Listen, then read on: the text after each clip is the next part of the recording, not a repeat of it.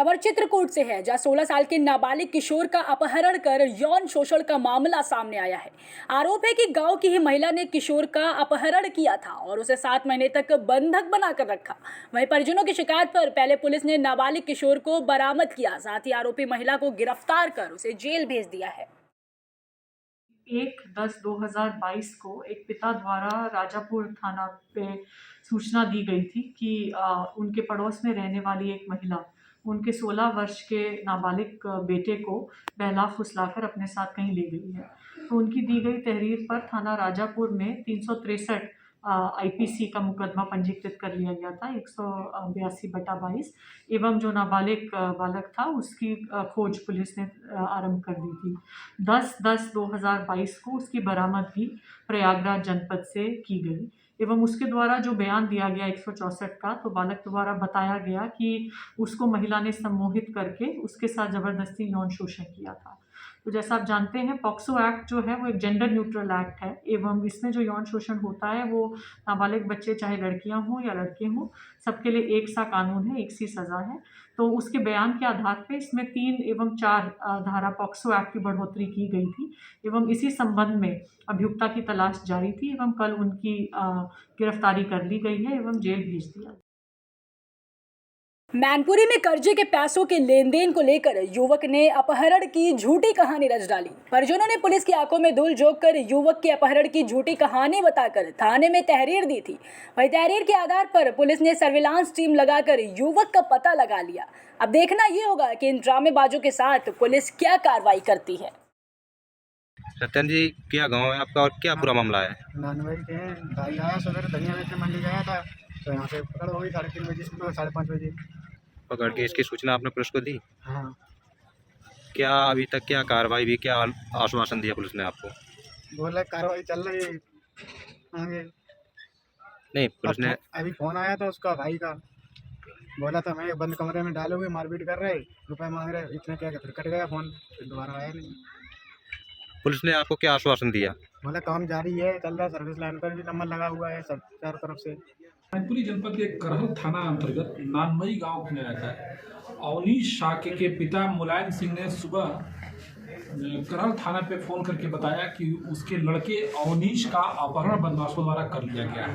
लड़के ने फोन करके ये बताया कि बदमाश उसे अपहरित करके ले जा रहे हैं।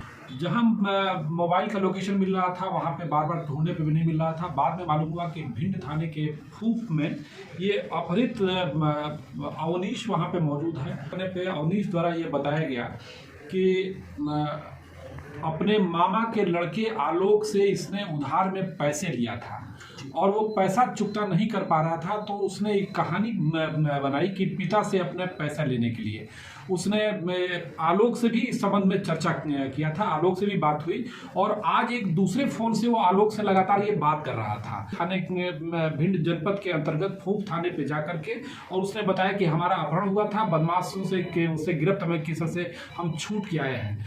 बाद में जब पुलिस ने इसको करहल की पुलिस और सर्विलांस एसओजी की टीम ने पकड़ा, तो इटावा जनपद में इसने एक जगह अपने दोनों मोबाइल छुपा के रखे थे, जैकेट ने छुपा के रखे थे। तो अपहरण का मुकदमा कायम हो गया है और अभियुक्त के विरुद्ध आवश्यक वैधानिक कार्रवाई इस तथाकथित अपहरित के विरुद्ध की जाए।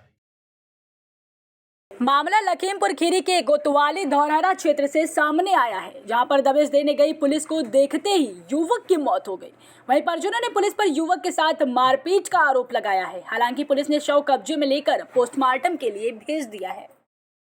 25/12/2022 को थाना धौरहरा जनपद खीरी के गांव लावड़ी के सत्तार, जो कि एसटी सीटर था, की मृत्यु की सूचना थाने पर प्राप्त हुई थी। सूचना के बाद तत्काल मौके पर पुलिस पहुंची। पुलिस जब मौके पर पहुंची तो वहां बताया कि पुलिस के कारण हुआ है। तत्काल पोस्टमार्टम के लिए उसके शव को जनपद खीरी भेजा गया, जहां पर पोस्टमार्टम किया गया। पोस्टमार्टम पैनल के माध्यम से और वीडियोग्राफी से कराया गया। डॉक्टरों के बयानात और गांव के प्रबुद्ध लोगों ने बताया कि इसका पहले से ही इलाज चल रहा था।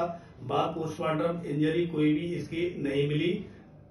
शव को ला करके गांव में दफन किया गया। पुलिस द्वारा की गई कार्रवाई से परिजन और गांव वाले पूर्णतः संतुष्ट हैं। खबर हापुड़ से है, जहां चेकिंग के दौरान पुलिस की बदमाशों से मुठभेड़ हो गई। इस दौरान पुलिस ने 2 शातिर बदमाशों को गिरफ्तार कर लिया है। बता दें कि पकड़े गए बदमाशों ने थाना बाबूगढ़ क्षेत्र में हुई तार चोरी की घटना को अंजाम दिया था। वहीं बदमाशों के पास से पुलिस ने अवैध असला, जिंदा कारतूस और 1 कुंटल विद्युत तार भी बरामद किया है। श्रीमान पुलिस अधीक्षक हापुड़ महोदय द्वारा अपराधियों के विरुद्ध चलाए जा रहे अभियान के अंतर्गत थाना बाबूगढ़ पुलिस द्वारा रात्रि 1:30 बजे ग्राम गोहरा आलमगीर के पास में 2 शातिर अपराधियों को मुठभेड़ के बाद गिरफ्तार किया है। अभियुक्त गुलबहार पुत्र नासिर तथा सुहेल पुत्र सरताज पुलिस द्वारा आत्मरक्षा की गई फायरिंग में घायल हुए हैं, जिनके कब्जे से 2 तमंचे, 2 कारतूस, 2 खोखा कारतूस व 1 कुंटल चोरी का तार बरामद हुआ है। दोनों अभियुक्त थाना बुढ़ाना जनपद मुजफ्फरनगर के एक डकैती के मुकदमे में वांछित चल रहे हैं तथा अभियुक्त सुहेल थाना खरकौदा मेरठ के एक डकैती के मुकदमे में वांछित चल रहा है। अभियुक्त गण को उपचार हेतु अस्पताल रवाना कर दिया गया है।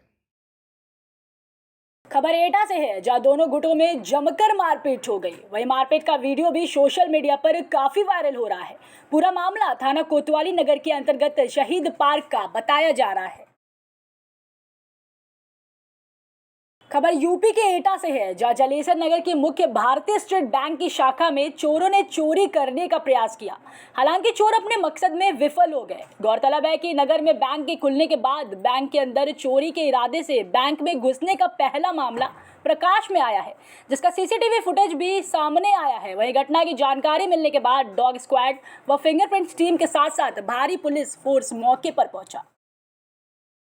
यहाँ जलेसर पुलिस को सूचना मिली कि यहाँ की SBI शाखा में सीसीटीवी कैमरे में संदिग्ध व्यक्ति देखा गया। जब मौके की छानबीन की तो अंदर से एक दीवार तोड़ के एक व्यक्ति द्वारा बैंक में घटना करने के लिए प्रयास किया है। हालांकि अभी तक पूछताछ के द्वारा कोई भी वैल्यूएबल सामग्री, कोई भी पैसा इत्यादि जाना नहीं बताया गया है। फिर भी मामले में गहराई से छानबीन कर कार्रवाई की जाएगी। वही खबर झांसी से है, जहां जेल में बंद पूर्व विधायक से अखिलेश यादव मिलने पहुंचे हैं। वही मुलाकात के बाद अखिलेश यादव ने पत्रकारों से बातचीत भी की है। इसी दौरान उन्होंने कहा है कि समाजवादी पार्टी के पूर्व विधायक के ऊपर फर्जी मुकदमे लगाकर उन्हें जेल भेज दिया गया है। साथ ही अखिलेश यादव ने सरकार के खिलाफ जमकर निशाना भी साधा। ये सरकार केवल संदेश देना चाहती है, क्योंकि हर मुद्दे पर ये सरकार नाकाम है, असफल है। दिल्ली की सरकार हो, यूपी की सरकार हो, दिल्ली में पिछले 8 वर्षों से सरकार चल रही है, यूपी का 6वां साल पूरा होने जा रहा है। किसी भी समस्या का समाधान ये सरकार नहीं ढूंढ पाई है, और जिस सरकार के पास समाधान नहीं है वो जानबूझ करके ध्यान हटाने के लिए झूठे मुकदमे लगा रही है।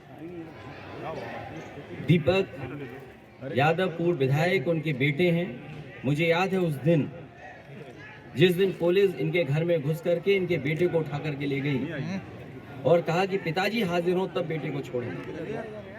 उस दिन भी बड़े बड़े अधिकारियों से मैंने बात की। अधिकारी कह रहे हैं हम पे दबाव है। एक अधिकारी से पूछा, वो कह रहा दबाव है। उससे बड़े अधिकारी से पूछा तो बोला हम पर दबाव है। जो सबसे बड़ा अधिकारी है वो कह रहा हम पर दबाव है। सरकार, मुख्यमंत्री खुद कर रहे हैं फंसा रहे लोगों को। जिस प्रदेश का मुख्यमंत्री खुद फंसाए लोगों को, आप कितने भी ईमानदार होंगे आप जेल चले जाओगे। इस प्रदेश में न जाने कितने सच्चे साथी जो पत्रकार थे जिन्होंने सच्ची खबर दिखाई, उन पे झूठे मुकदमे लगा के सरकार ने जेल भेजा उन्हें। खबर कानपुर से है, जहां उप मुख्यमंत्री ब्रजेश पाठक ने power grid corporation of India limited द्वारा बाल रोग विभाग, गणेश शंकर विद्यार्थी मेमोरियल चिकित्सा महाविद्यालय कानपुर नगर के MCH ब्लॉक में स्थापित PICU का उद्घाटन किया। इस मौके पर भाजपा कार्यकर्ता भी मौजूद रहे। खबर मध्य प्रदेश के धार जिले से है, जहां बोहरा समाज का सामूहिक विवाह समारोह का आयोजन रखा गया था। वही सामूहिक सम्मेलन में जनरेटर के द्वारा कार्यक्रम किया गया, लेकिन विद्युत मंडल के कर्मचारी ने मीटर के साथ जनरेटर की लाइन ही काट दी, जिसके बाद सामूहिक सम्मेलन के पंडाल में अंधेरा सा छा गया। वही मामले की जानकारी मिलते ही अधिकारी मौके पर पहुंचे और उन्होंने कर्मचारी को बोलकर लाइट शुरू करवाई, मगर बोहरा समाज इससे काफी आक्रोशित नजर आया है। लोगों ने जिलाधिकारी को ज्ञापन सौंपकर कार्रवाई करने की मांग की है। मतलब प्रोसेशन चल रहा था, इस दौरान तत्काल के अंदर मतलब विभाग से विलंब करके लाइनमैन आता है और कनेक्शन काट देता है। जहाँ से एंट्री होना है उसी जगह की, जिस आने वाले सभी लोगों को समस्या उत्पन्न हो। अंदर तो जनरेटर चल रहा था, इसलिए हमारे को वहाँ अंदर कोई दिक्कत नहीं थी। कुएं की लाइन भी कट गई, बाहर की ये लाइन कट जाने से मतलब हमारे तो बर्तन धोना करना ये सारी अव्यवस्था है। खबर साहब से मिले, उस समय जो चर्चा हुई उसके दौरान बामन के ने जो मतलब व्यवहार किया, वो बोहरा समाज के बहुत सारे लोग थे, उनको नागवार गुजरा, अच्छा नहीं लगा। कोई भी कार्यक्रम होता है किसी भी समाज का हो, तो इस दौरान तत्काल में कोई ऐसे ही काबे करके कनेक्शन नहीं काटा जाता। अगर हम कर रहे थे तो आप हमसे फाइन वसूलते उसकी, लेकिन तत्काल आपने काटते उसकी। इसमें मैंने सहायक यंत्री शहर से बात की तो वो उनके द्वारा बताया कि वहाँ फ्यूज बार बार उड़ रहा था और तो देखा कि इनके जो कार्यक्रम स्थल था वहाँ पे लाइन बंद चालू हो रही थी। तो जैसे फ्यूज बांधा फिर फ्यूज उड़ गया, बंद चालू हुई, फिर इनका कनेक्शन इनके द्वारा बताया कि कनेक्शन काट के फिर चालू किया तो नॉर्मल हो गई सभी तरह सप्लाई।